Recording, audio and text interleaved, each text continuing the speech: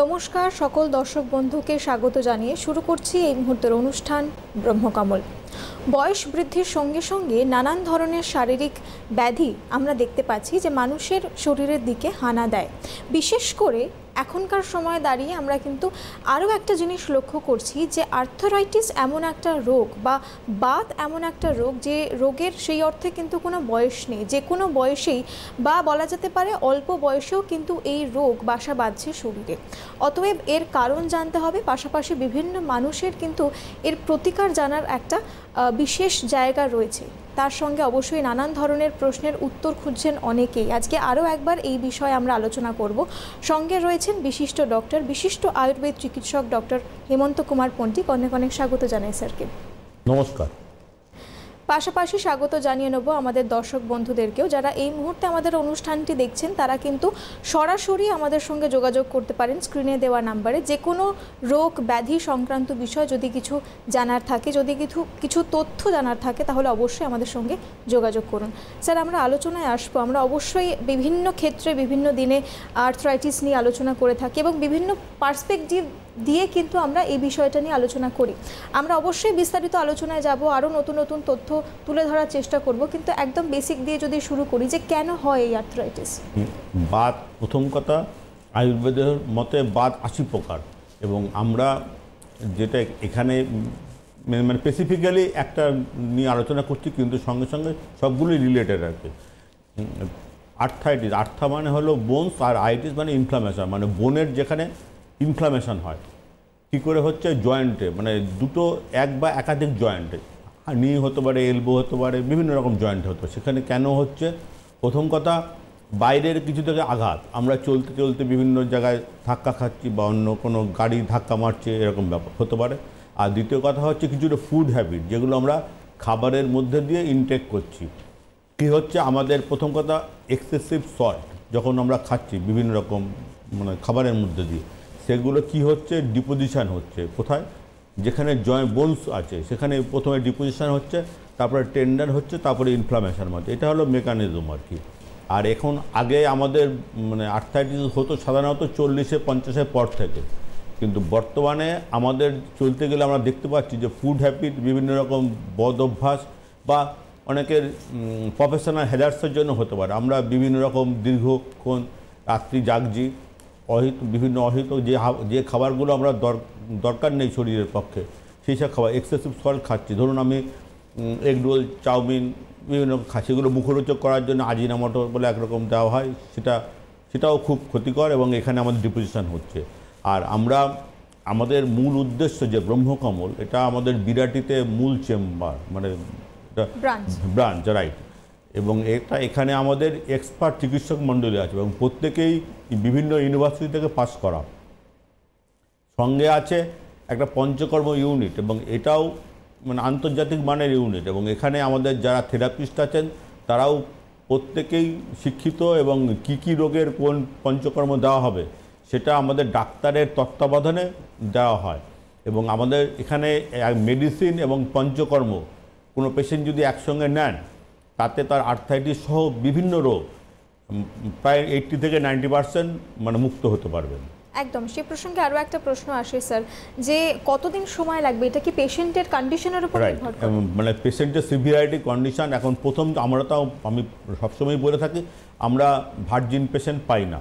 মানে বিভিন্ন জায়গায় বিভিন্ন প্যাথিতে ঘুরে তারপরে অনেকে আবার বিভিন্ন রকম চিন্তাভাবনা করছে, হাঁটু পাল্টাবো, কি করব, এই করতে করতে তখন একটা যা অনীহা লাস্ট এরকম একটা ভাব করে আসছেন আর কি। আমরা পেশেন্টকে সবসময় বলছি, আপনারা প্রথম সুস্থ অবস্থায় আসুন, তাহলে যাদের নি রিপ্লেসমেন্টের দরকার বলছে অন্য প্যাথিতে আর কি, তাতে কয়েক লক্ষ টাকা খরচ হচ্ছে।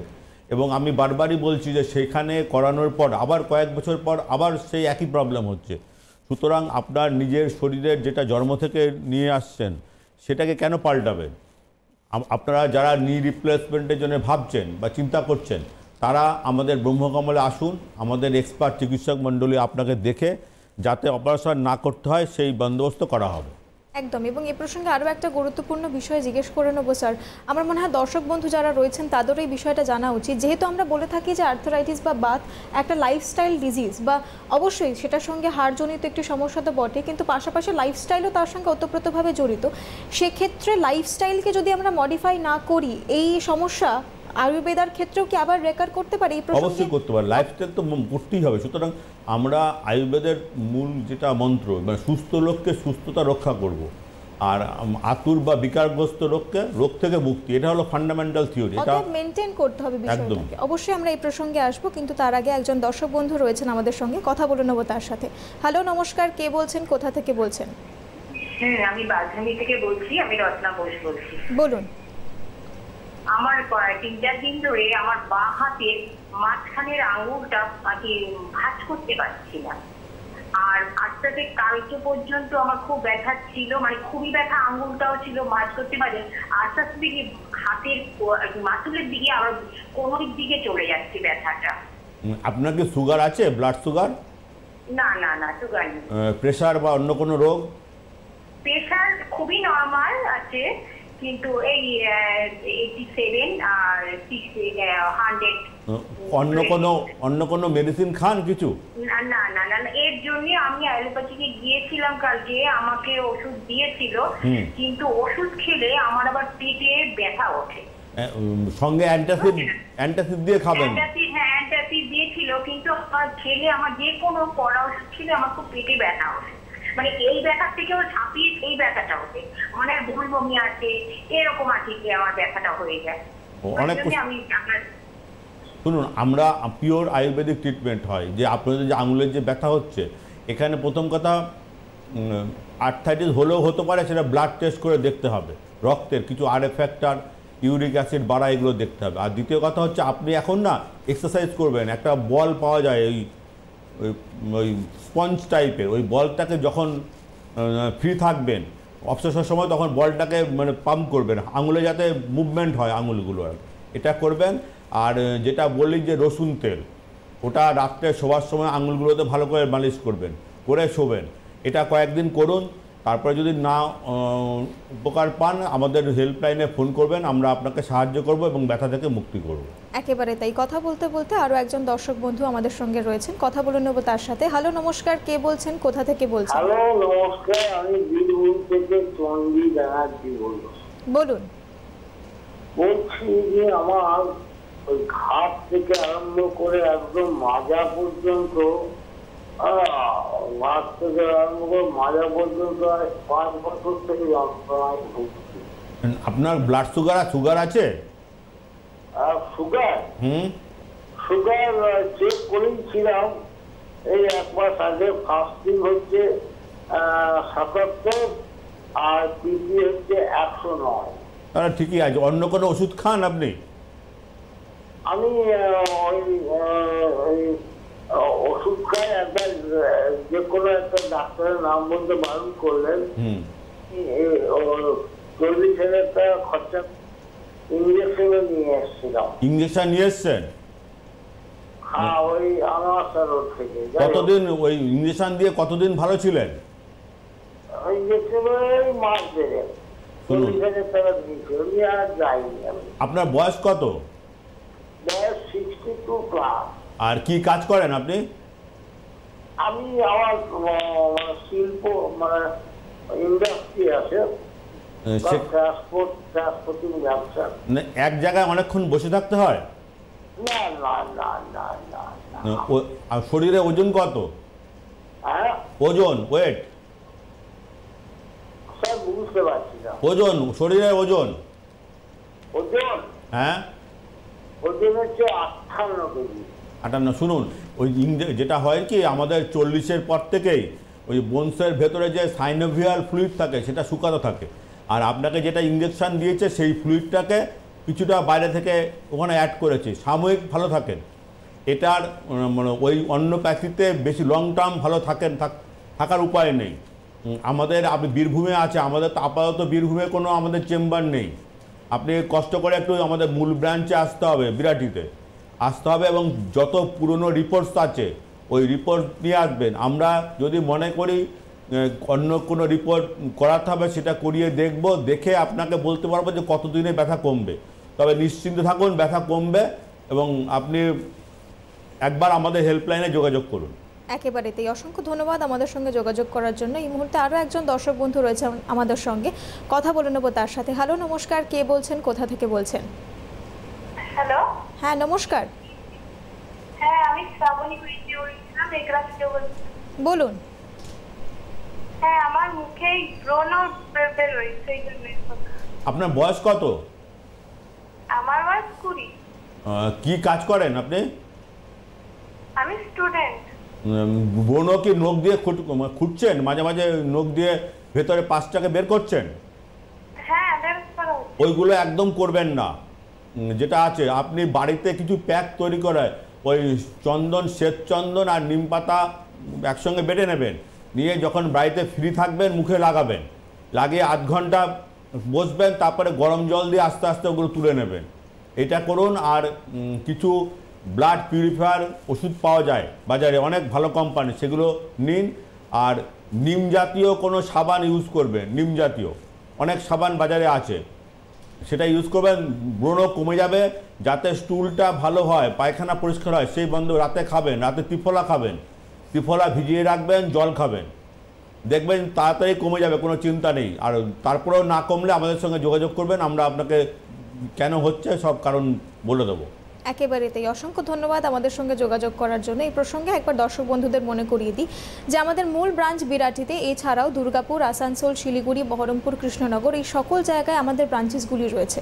অবশ্যই আজকের আমাদের বিষয় আর্থ্রাইটিস বা বাত, এর বাইরেও যদি আপনাদের কোনো সমস্যা থেকে থাকে, আজকে আপনারা কিন্তু অবশ্যই আমাদের সঙ্গে সরাসরি কথা বলতে পারেন, আলোচনায় সামিল হতে পারেন, বা এছাড়াও যদি আপনারা চান তাহলে যে কোনো পরামর্শের জন্য আমাদের হেল্পলাইন নাম্বারেও যোগাযোগ করতে পারেন। স্যার, আমরা আলোচনায় আসবো। এই যে দর্শক বন্ধু আমাদেরকে ফোন করেছিলেন, 20 বছর বয়স, পিম্পলের সমস্যা, এই প্রসঙ্গে একটা ছোট্ট বিষয় আপনার থেকে জেনে নেব দর্শকের সুবিধার্থে, যে অনেকের তো বিশেষ করে কিছু কিছু জিনিসে অ্যালার্জি থেকে থাকে, সেই জায়গা থেকে আগে বোধহয় মুখে ইউজ না করে যদি হাতে বা অন্য কোথাও ইউজ করা যায়। একদমই তাই। এই এখন কি বলুন তো, এরা যৌবনের সন্ধিক্ষণ, তো এই সময় হয় কিছু হরমোনসের ডিসব্যালেন্স হয়, সেই জন্য হয়। তখন কি বলুন, বাচ্চা এবং ওদের বাইরে বেরোচ্ছে, কিছু ফাস্টফুড খাচ্ছে, এই করছে, এই সাইড এফেক্ট হয়।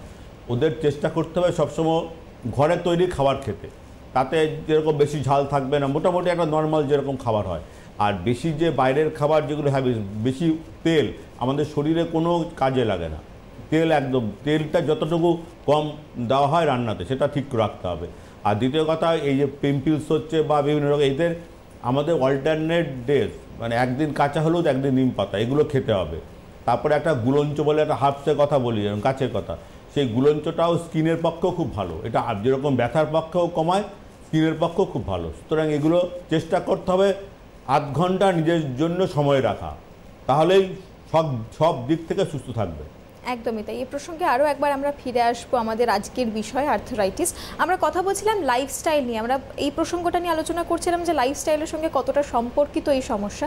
এই প্রসঙ্গে আরও একটা বিষয় অবশ্যই তুলে ধরবো, যে ওজনের যে বিষয়টা, এটা কতটা গুরুত্বপূর্ণ স্যার? এখন বর্তমান পৃথিবীতে ওবেসিটির ভীষণ প্রবলেম। মানে আমরা কি করছি, এত বিলাসিতা হয়ে যাচ্ছি, মানে মুভমেন্ট করছি না। সবসময় হয় কিছু একটা গাড়ি, বাইক, যেগুলো এখন ডোর টু ডোর, মানে আমরা যে আগে যেরকম একটু জায়গায় গিয়ে বাস ধরলাম কি অটো ধরলাম, একটু জায়গায় গেলাম, এখন গাড়ি বা বাইক এসব হলে কি একদম ডোর টু ডোর, যেখান থেকে ছাড়লেন আবার অফিস থেকে সেখানে ফিরে। এটা করবেন না। আপনারা চেষ্টা করুন, যারা পাবলিক ভেহিকলসে চলেন তাদের একটা ঠিক আছে, যারা নিজস্ব গাড়িতে চলেন, বাড়ির অন্তত 1 কিলোমিটার আগে গাড়ি থেকে নেমে যান।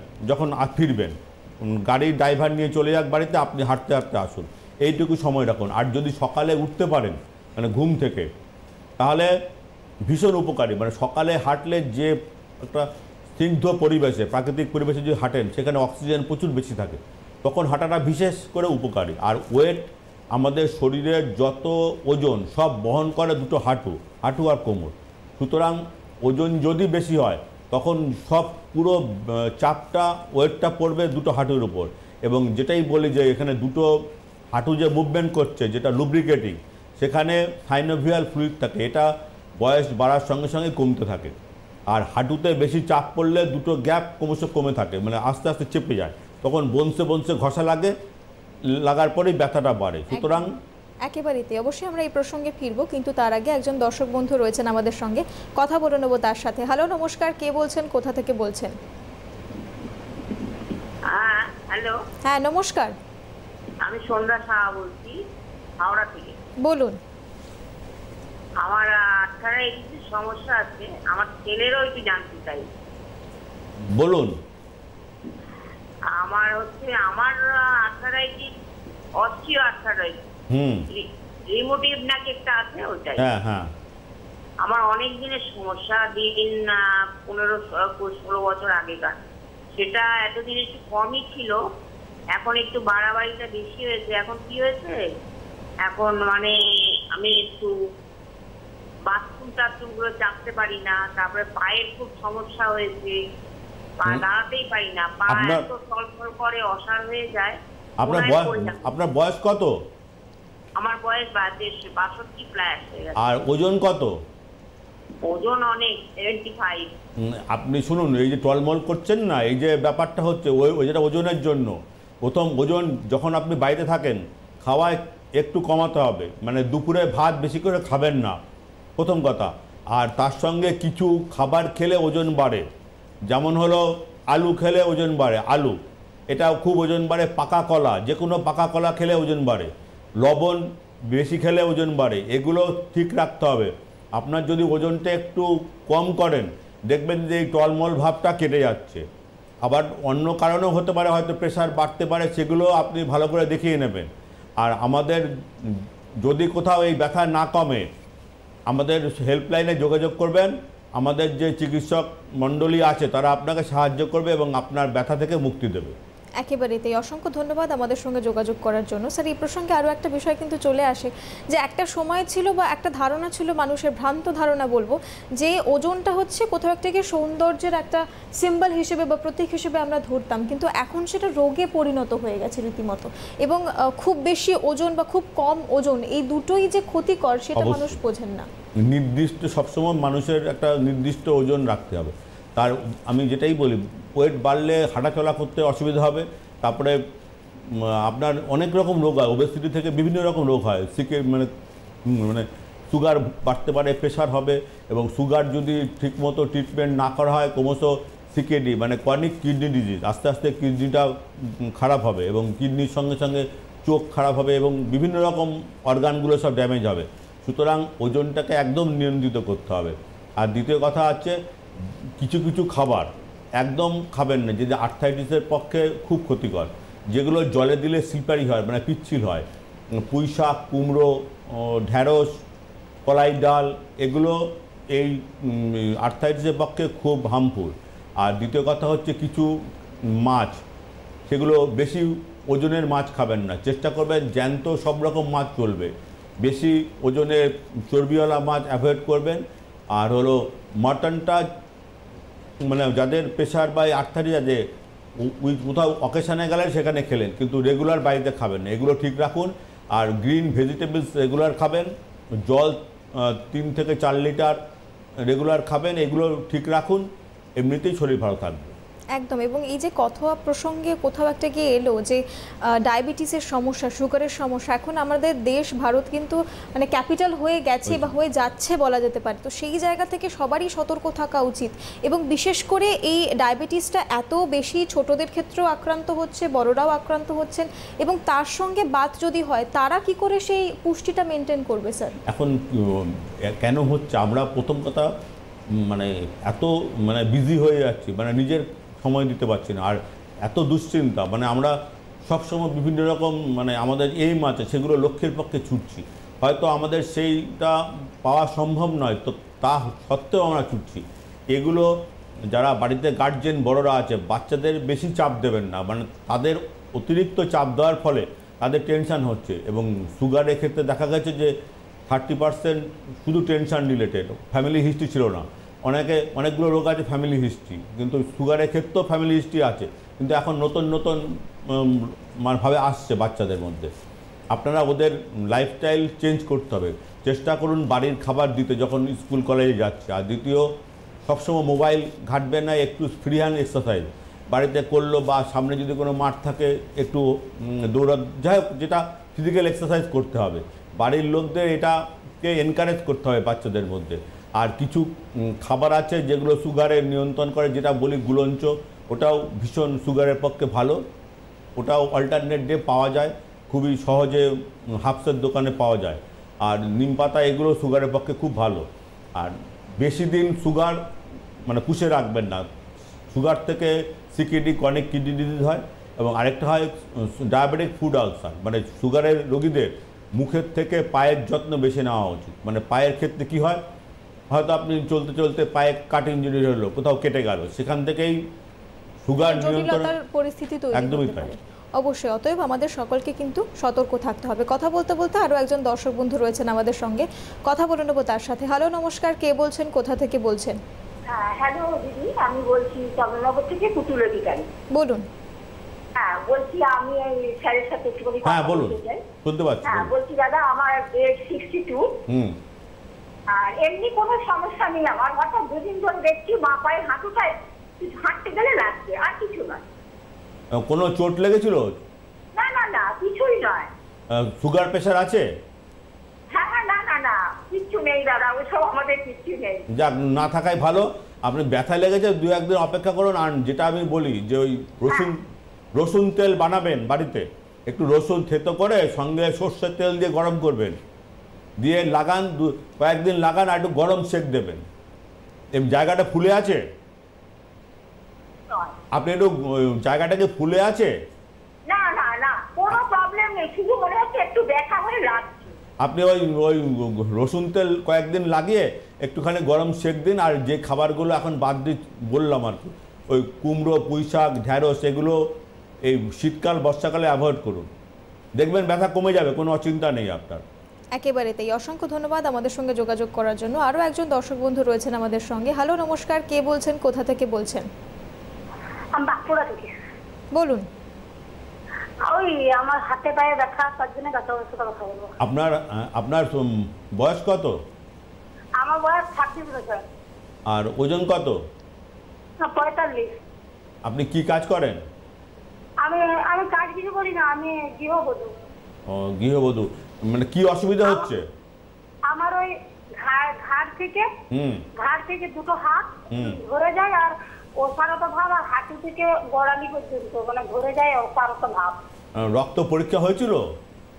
না, আমি ডাক্তার দেখিয়েছি, ডাক্তার এখন ওষুধ খাচ্ছি, কিন্তু কমছে না। রক্তটা পরীক্ষা করতে হবে। অনেক সময় ব্লাডের ইউরিক অ্যাসিড বেড়ে যায়। আরেকটা আছে RA factor, rheumatic arthritis factor, এগুলো কয়েকটা জিনিস বেড়ে যায়, এগুলো একটু পরীক্ষা করে দেখতে হবে। দেখলে পরে সেই যেগুলো বেড়ে যাচ্ছে সেইগুলো কমানোর ওষুধ দিলেই আপনি ভালো থাকবেন। আর বর্তমানে আপনি যেটা বলি যে গুলঞ্চ বলে একটা হার্বস, বাঁকুড়াতেও খুব পাওয়া যায়, খোঁজ করবেন। ওটা রাত্রিবেলা ভিজিয়ে রাখবেন, ছোট ছোট টুকরো করবেন, মানে 1/2 ইঞ্চি করে 4-5টা। সকালে জল খাবেন, আর একটু ফ্রি হ্যান্ড এক্সারসাইজ করুন।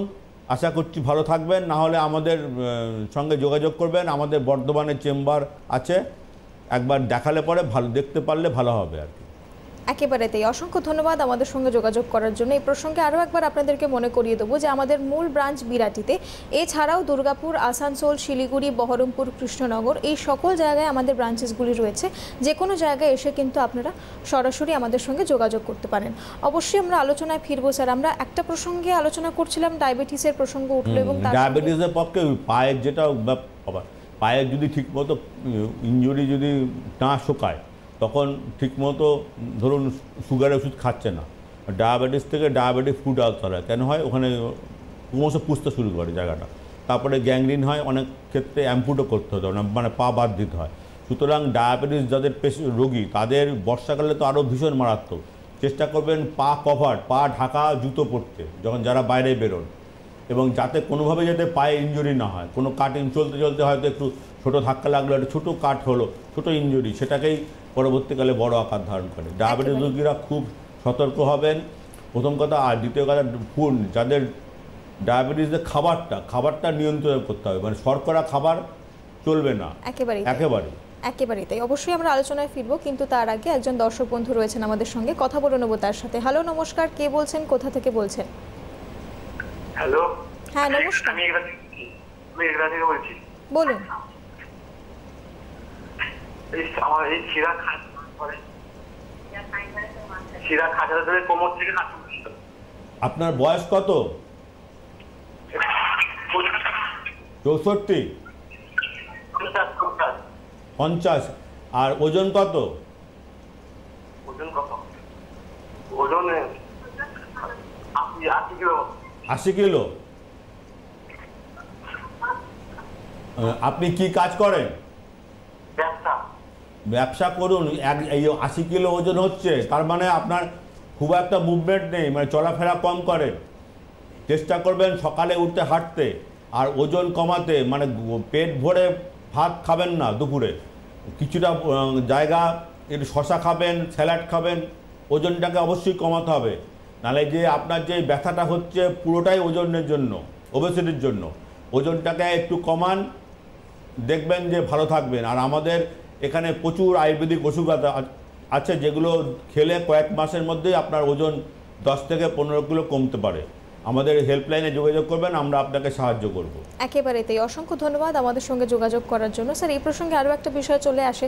আলোচনা করতে করতে একটা জায়গায় আমরা অবশ্যই এই বিষয়টাকে তুলে ধরেছি যে অনেক সময় বড়দের ক্ষেত্রে, যেহেতু বড়দের ক্ষেত্রে সময়ের অভাব, সেই জন্য বাচ্চাদের টিফিন বা শিশুদের জন্য টিফিন বানানোর সময়টাও তারা পান না। অতএব বাইরে রেডি টু ইট যে ফুডগুলো, ধরুন কোনো সাপ্লিমেন্ট দিয়ে দিলেন, তো সেই জায়গা থেকেও বাচ্চাদেরও কিন্তু একটা পুষ্টির অভাব থেকেই যায়। আগেকার দিনে আমাদের যারা বাবা কাকারা, তারা তো অনেক বাইরের খাবার খেতেনই না, তারাও দীর্ঘায়ু জীবিত, অনেকেই অনেক বয়স পর্যন্ত বেঁচে থাকতেন। আমরা কি করছি, আমরা ছেলেকে আধুনিক করছি বা যাই হোক করছি, এই বাইরে তাড়াতাড়ি খাবার দিচ্ছি, আমরা অন কলে খাবার ডেকে নিচ্ছি, সব এইগুলো একদম করবেন না। একটু সময় দিন। বাড়িতে 10-15 মিনিট একটা জিনিস রান্না করতে খুবই অল্প সময় লাগে। একেবারেই তাই। তার জন্য আমাদেরকে সতর্ক হতে হবে, অবশ্যই তাই। কথা বলতে বলতে আরও একজন দর্শক বন্ধু রয়েছেন আমাদের সঙ্গে, কথা বলে নেবো তার সাথে। হ্যালো, নমস্কার, কে বলছেন, কোথা থেকে বলছেন? স্যার, আমি প্রশান্ত কুমার সাহা বলছি, মুর্শিদাবাদ থেকে। বলুন। বলছি, আমি এমনিতে টেলারের কাজ করছি, আমার বয়স 56 বছর। তো কথা হলো, আমি এখন একটা উন্নত ধরনের মেশিন নিয়েছি, তো একটা পা আমার একটু ব্যবহার হয় না। ঠিক মতো বোঝা যাচ্ছে না, একটু জোরে বলুন। গোড়ালিতে ব্যথাটা হচ্ছে, মানে আমি সেলাইয়ের কাজ করি। হ্যাঁ, গোড়ালিতে ব্যথা হচ্ছে। আপনার মেশিন কি ওই পা দিয়ে চালাতে হয়?